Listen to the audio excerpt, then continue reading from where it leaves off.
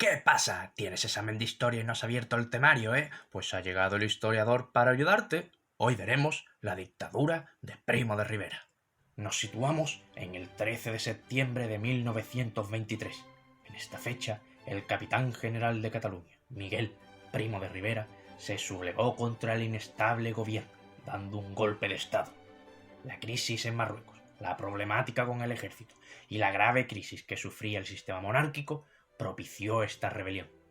Al día siguiente, el gobierno legítimo pidió al rey que destituyera de inmediato a los militares sublevados y que convocara cortes generales. Pero el monarca se negó, obligando así a dimitir al gobierno. Al poco tiempo, el rey Alfonso XIII nombró presidente del gobierno a Primo de Rivera. Se creó un directorio militar con 8 generales del ejército y un contraalmirante. Se suspendió la Constitución, los ayuntamientos y los partidos políticos. Se creó una especie de policía militar y se decretó el estado de guerra. La sublevación terminó por convertirse en una dictadura con rey.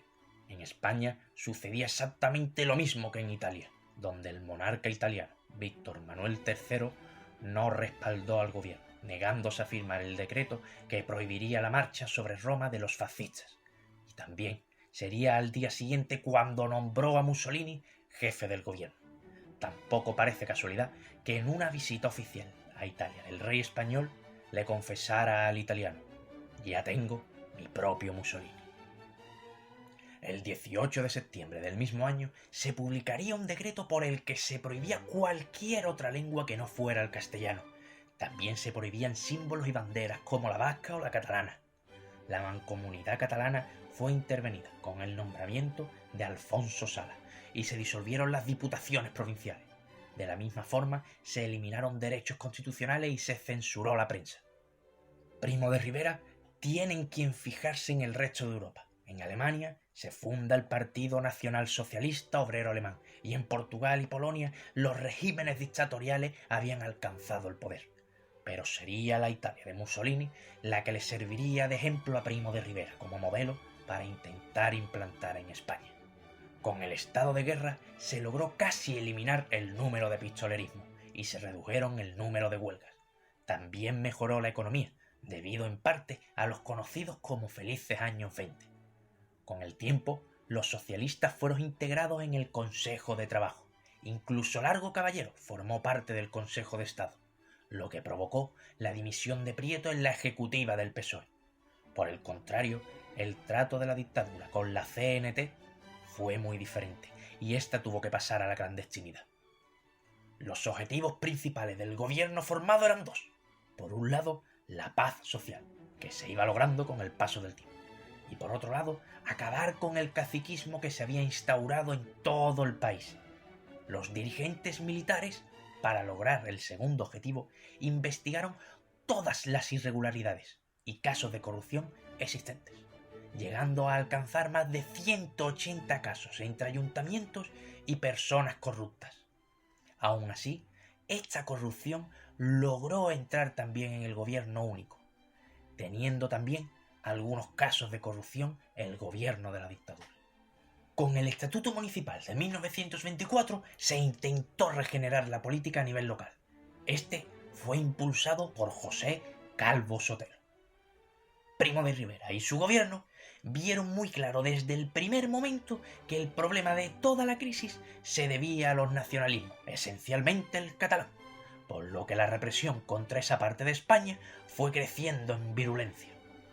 Aparte de la prohibición del idioma, símbolos o banderas, derrumbó cualquier tipo de monumento público que enalteciera al pueblo catalán, como es el caso de las 4 columnas para la Exposición Universal de Barcelona de 1929, que simbolizan las franjas de la bandera catalana y que Primo de Rivera no dudó en derribar. Sería ya en 2011 cuando se volvieron a erigir. Con el problema de Marruecos, Primo de Rivera tenía una visión abandonista, por lo que decidió retirar las tropas del protectorado con el consiguiente malestar de los africanistas del ejército, entre ellos un tal Francisco Franco, que tomaría relevancia en la historia posteriormente y que escribió varios artículos a favor del colonialismo. El motivo de este malestar es que los militares enviados a Marruecos ascendían mucho más rápido que los militares que estaban en la península, debido a los méritos de guerra. Era el caso del propio Franco, que en solo 5 años ascendió de teniente a comandante. El teniente coronel Millán Astray organizó en 1920 la Legión, situando al propio Francisco Franco al frente de uno de sus batallones. Esto es de vital importancia, ya que cuando Primo de Rivera decide retomar la guerra en Marruecos, Franco logra ascender a general con solo 33 años. En 1924, Primo de Rivera manda retirar las tropas de Yebala y Chaouén, pero las condiciones meteorológicas no eran idóneas, cosa que fue aprovechada por Abel Krim, líder de la autoproclamada República del Rif, para lanzar una ofensiva, la cual fue catastrófica para el bando español. Hubo más bajas que 3 años antes con el desastre de Anual. Aún así, con la censura, Primo de Rivera pudo ocultar un tiempo el desastre. Fue solo cuando los africanos se equivocaron al atacar a las tropas francesas cuando Primo de Rivera tuvo su oportunidad. Francia decidió ayudar a España para poner fin a la rebelión rifeña. De esta colaboración nace el desembarco de Alhucemas, que tuvo lugar en septiembre de 1925 con total éxito. Al año siguiente, Marruecos estaba totalmente pacificada. Este éxito hizo que Primo de Rivera ganara algo de popularidad y estabilidad, lo que permitió dar continuidad al régimen, devolver a los militares a los cuarteles y comenzar el directorio civil. Aunque este directorio contaba en los cargos importantes con personalidades militares, y aunque muchos sectores le decían que la transición debía hacerse por la vía constitucional, Primo de Rivera hizo pública su intención de no retomar el camino de la Constitución. Aunque finalmente formó una Asamblea Nacional Consultiva con miembros elegidos a dedo para crear una Constitución, esta verdaderamente era una asamblea consultiva para perpetuar el régimen que existía. Con intención de mejorar la imagen internacional, Primo de Rivera estrechó lazos con los antiguos territorios imperiales, especialmente con Argentina, y es por ello que en 1929 tuvo lugar la Exposición Iberoamericana en Sevilla. Por otro lado, Benito Mussolini propuso la formación del Bloque Latino, compuesto por Italia, Portugal, Francia y España, pero esto no llegó a nada. A partir de 1928, Primo de Rivera comienza a perder apoyo social y político. Sindicatos y formaciones de izquierdas comenzaban a coger poder social.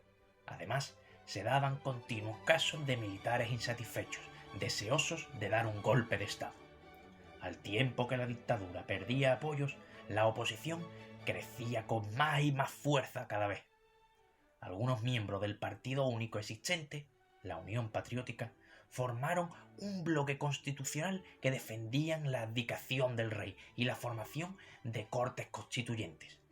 Otros fueron aún más lejos, como era el caso de Niceto Alcalá Zamora o Miguel Maura, que formaron la derecha liberal republicana.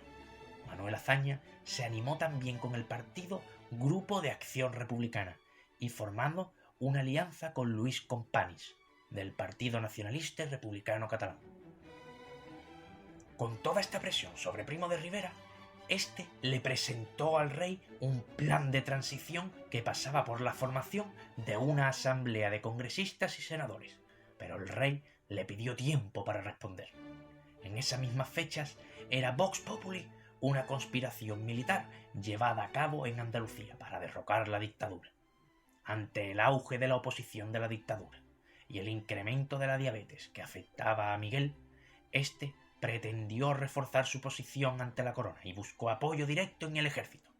Pero ante la tibia respuesta de los generales, Primo de Rivera presentó su dimisión ante el rey, la cual fue aceptada en el acto.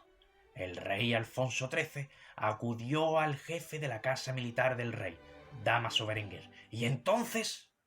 Suscríbete para ver cómo continúa la historia, que ahora el rey volverá a la Constitución. Recuerda dejar tu like y compartir el vídeo si te ha gustado. Nos vemos en el próximo capítulo. Adiós.